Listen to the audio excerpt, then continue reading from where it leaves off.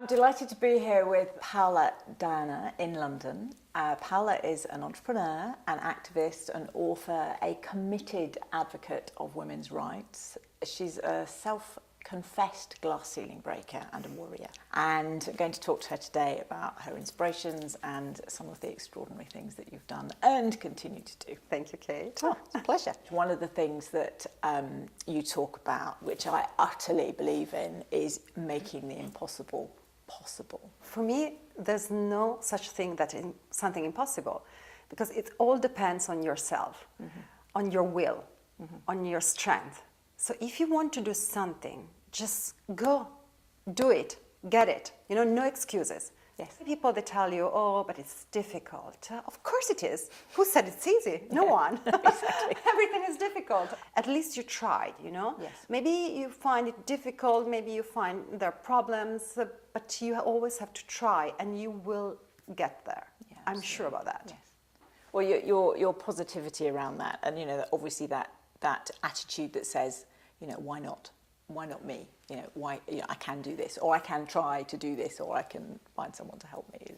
Is amazing. Exactly. Yeah, it's a positive thinking and Yes. the right attitude. Yes. That's a secret in life. Oh, definitely. Well, I think our thinking can create so much and diminish so much. So actually, if we enable it to support what we are physically doing, it I can be so strongly powerful. believe in that. And I always tell to my children, you know, wake up, look in the mirror, and just say, I will win. I will do that. Well, it lifts you, It doesn't it? empowers. Automatically Yeah. lifts you. Yes. Even if you don't completely believe it, just the words and the action of saying something like that, you have to say that purposefully. It gives you happiness, it gives you strength, you feel empowered. You have to empower yourself. No one will come and say, oh, today I'm empowering you. Come on. Has to come from within. Especially if you're a woman and you know what I mean. Talking about women, tell me about your book, Saving the World, which has been published in Italy and is coming out in the UK in a couple of months' time. Yes, Saving the World, Women, the 21st Century Change for Factor. This is my book. It's a sociological historical essay.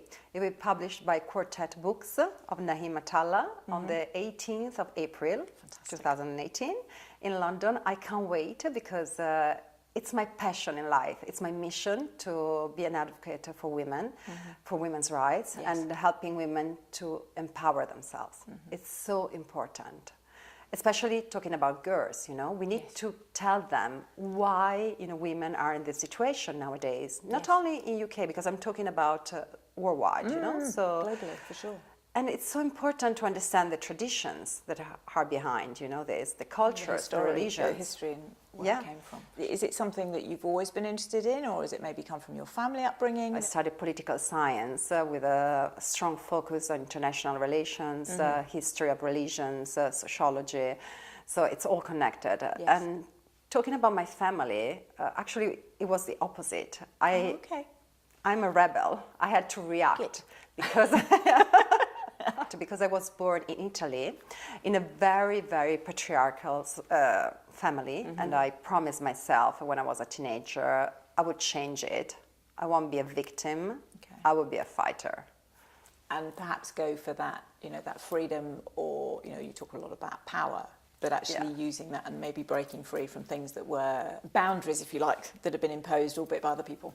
Perhaps. Absolutely. It's all connected. If you want to become free, really free, you have to break the chains of the actual patriarchal culture. Yes. Studying history is really helpful. Choose your role models and try to be a role model as well, you know, for other women. Obviously, you have you know, current role models, modern day role models, but did a lot of those come from history and the studies that you did? I had to really search for them because history is made by victors, you know, and history is made by men especially. So in the books, usually, they don't talk about the amazing women scientists that we had. No, absolutely. No, but we had many. Or they don't talk about, you know, women in arts or in politics. You really have to go and search for them. They really cut out women from history. If you look at the statues around our cities, you know, or the name of the streets, 97% they're statues of men. But now we're giving a lot of visibility to actresses, models, It's fine, nothing wrong with that, but it's a little bit too much. Maybe we can give visibility also to, historians or, scientists, politicians, women in finance. Why not? Yes. But now we have this horrible slavery of being like plastic, dolls, like sexual. All looking the same. Yeah, looking the same and never age. Yes. This is something crazy thing. Yes. Why women they can age?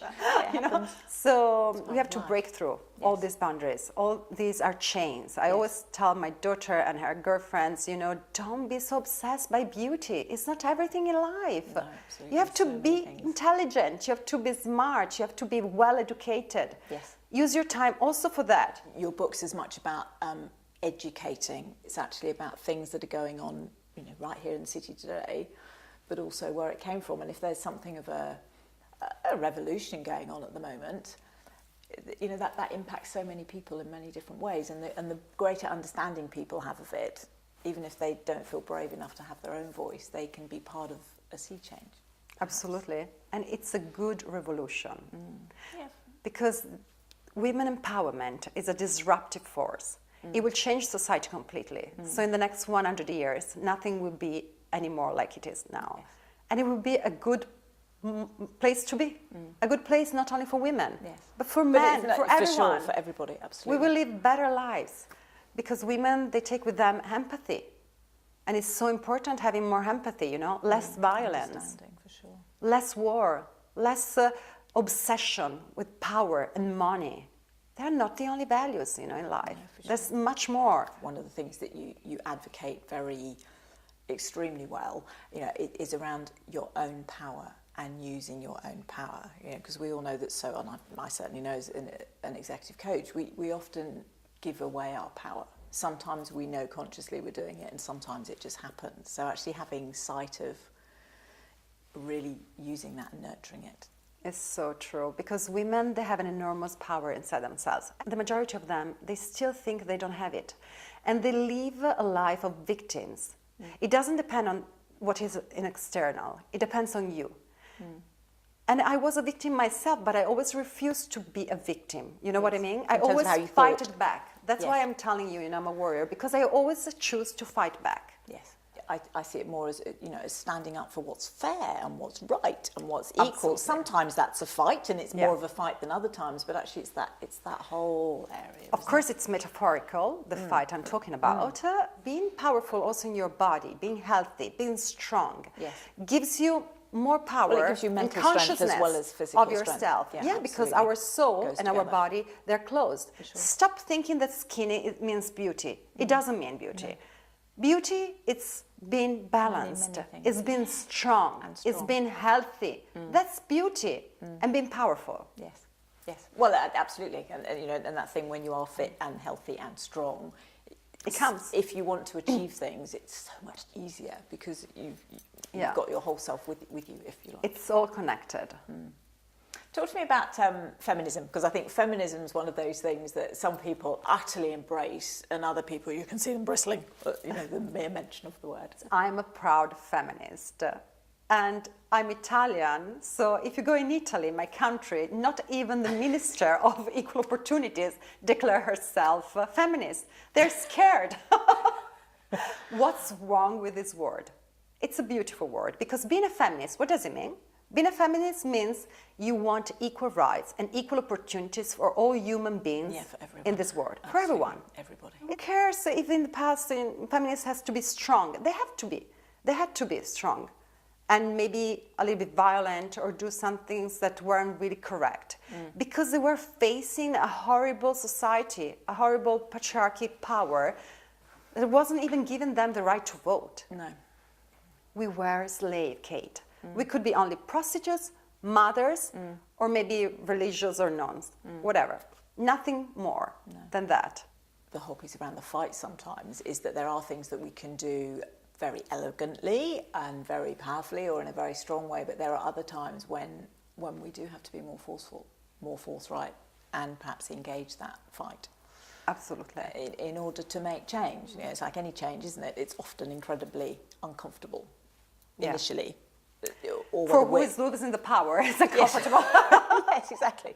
No, That's why it's so horrible, the patriarchal society, because it really doesn't give the rights to everyone. No. Based on what? And I think that's what's really interesting about your book, you know, that whole, you know, that it breaks open those assumptions or historical, traditional things that have happened seemingly just because the generation before did it and the generation before the generation before. Who cares? Yeah. I always say traditions were made and invented by men. Yeah. We can change them. Yes. Now. Create new ones. Today. Yes.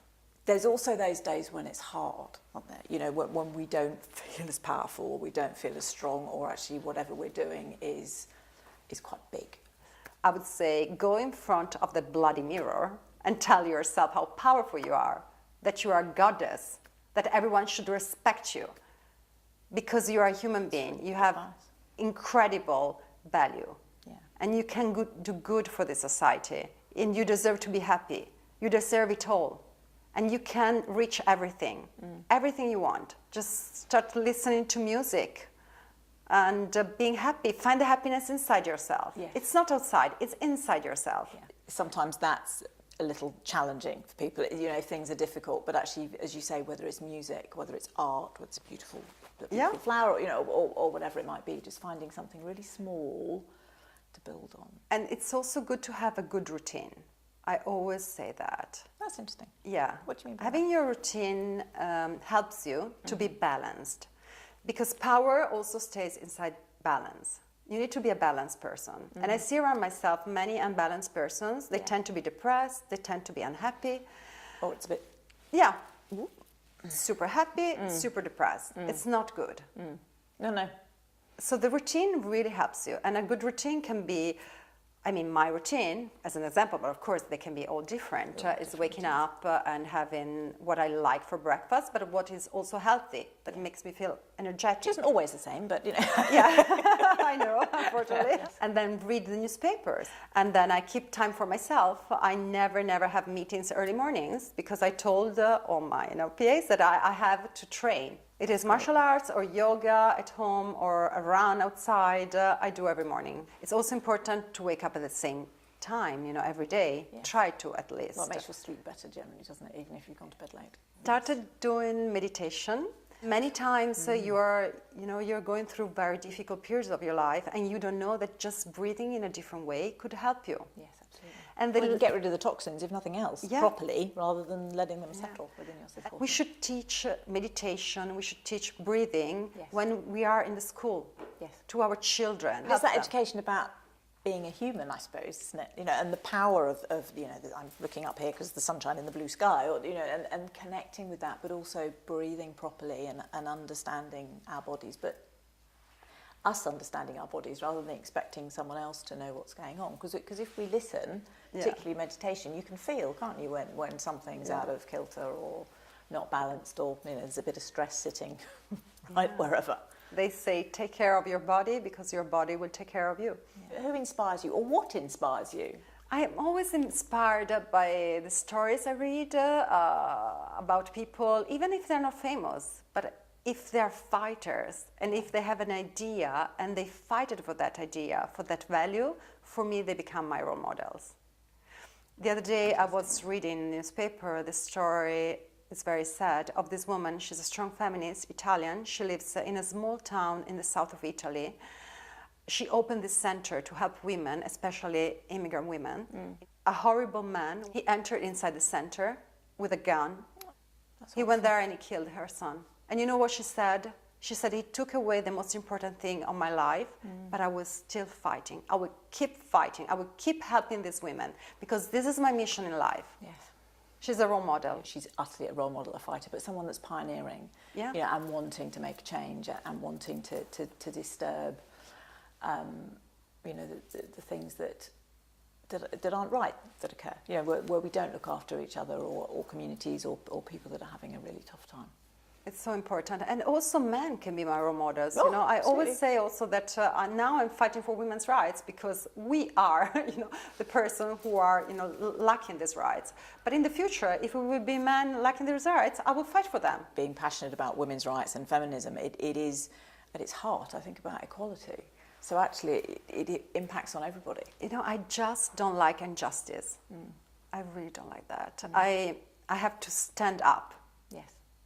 Well, I think what's brilliant is you use your voice. You use your voice very powerfully for the people that don't have a voice, you know, and that's one of those things that, you know, sometimes in life that's hard, it's brave, it's courageous, but if you feel as though you have that ability and you do it, you know, that's wonderful.